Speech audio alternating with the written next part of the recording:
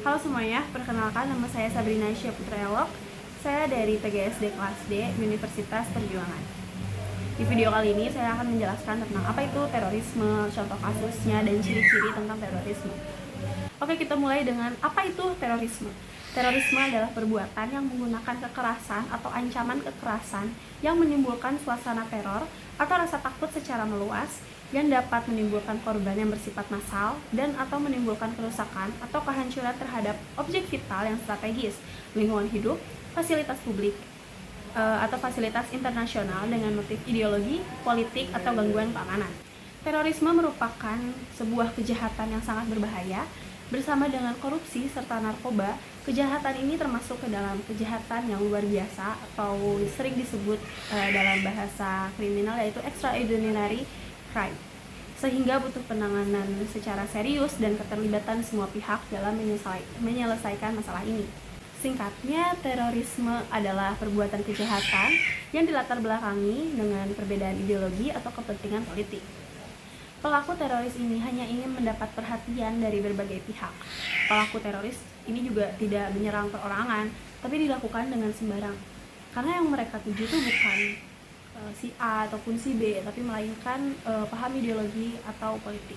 Terus ciri-ciri terorisme itu apa aja sih? Jadi ciri-ciri terorisme itu yang pertama, adanya rencana untuk melakukan tindakan tersebut. Kedua, dilakukan oleh suatu kelompok tertentu. Yang ketiga, menggunakan kekerasan. Keempat, mengambil korban dari masyarakat sipil dengan maksud mengintimidasi pemerintah. Ini yang maksud aku tadi. Jadi seorang teroris itu hanya ingin mendapat perhatian aja gitu dari pihak tertentu gitu. Dan korbannya itu mengambil dari secara sembarang ataupun random dari masyarakat biasa. Tidak terfokus untuk melukai perorangan tertentu.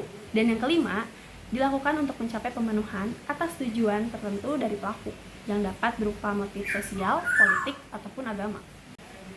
Adapun contoh kasus terorisme di Indonesia, yang pertama ada bom Tamrin pada tahun 2016. Peristiwa tersebut menewaskan 8 orang, termasuk 4 pelaku dan 4 warga sipil. Yang kedua, bom gereja di Surabaya. Kasus ini terjadi pada 13 Mei 2018. Ini adalah bom bunuh diri di 3 gereja sekaligus pada hari yang sama. Diperkirakan ada 13 orang yang tewas dan 43 orang luka-luka. Jadi kenapa terorisme ini dapat terjadi? Karena adanya paham radikalisme yang memang sangat mengancam bagi semua masyarakat. Radikal yang bermakna secara mendasar sampai kepada hal prinsip berbeda dengan pengertian dari radikalisme. Radikalisme mempunyai 3 arti. Yang pertama, paham atau aliran radikal dalam politik. Yang kedua, paham atau aliran yang menginginkan perubahan atau pembaharuan sosial dalam politik secara kekerasan atau drastis. Yang ketiga, sikap ekstrim dalam aliran berpolitik. Jadi ini yang perlu diingat, radikal dengan radikalisme itu sangatlah berbeda, tidak sama. Radikal itu adalah cara pemikiran yang mendasar, sedangkan radikalisme yang mempunyai paham atau aliran radikal yang dilakukan dengan cara kekerasan ataupun sebagainya. Tapi tenang, kita bisa mencegah radikalisme dan terorisme ini terjadi dengan cara pertama, memperkenalkan ilmu pengetahuan dengan baik dan benar. Hal pertama yang dapat dilakukan untuk mencegah paham radikalisme dan tindak terorisme adalah memperkenalkan ilmu pengetahuan. Jadi kita bisa memilih dan memperkenalkan ilmu pengetahuan yang baik dan benar. Yang kedua, memahamkan ilmu pengetahuan dengan baik dan benar. Setelah kita memperkenalkan ilmu baiknya, kita harus mencari tahu cara untuk memahamkan ilmu pengetahuan tersebut. Yang ketiga, meminimalisir kesenjangan sosial.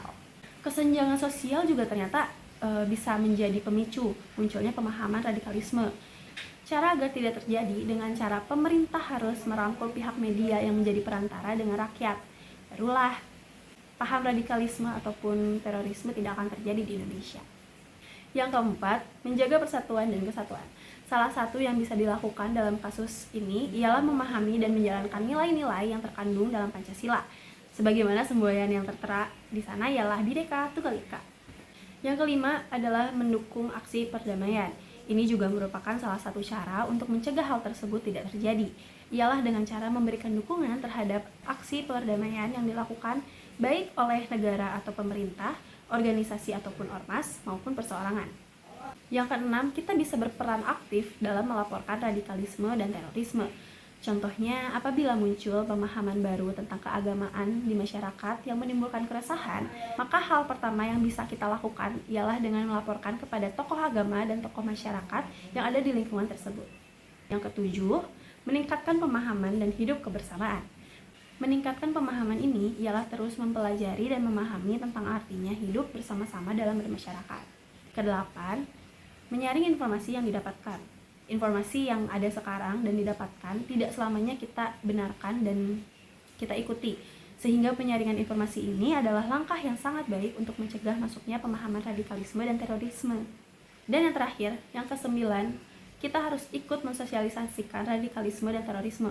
Mensosialisasikan di sini bukan berarti kita mengajak untuk menyebarkan pemahaman radikalisme dan terorisme, tetapi kita mensosialisasikan tentang apa itu sebenarnya radikalisme dan terorisme.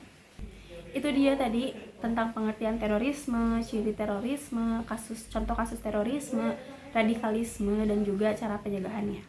Pesan aku yang ingin aku sampaikan kepada kalian adalah yuk kita bantu untuk stop penyebaran paham radikalisme ini. Mungkin segitu aja dari aku. Terima kasih yang telah menonton videonya sampai akhir. Terima kasih.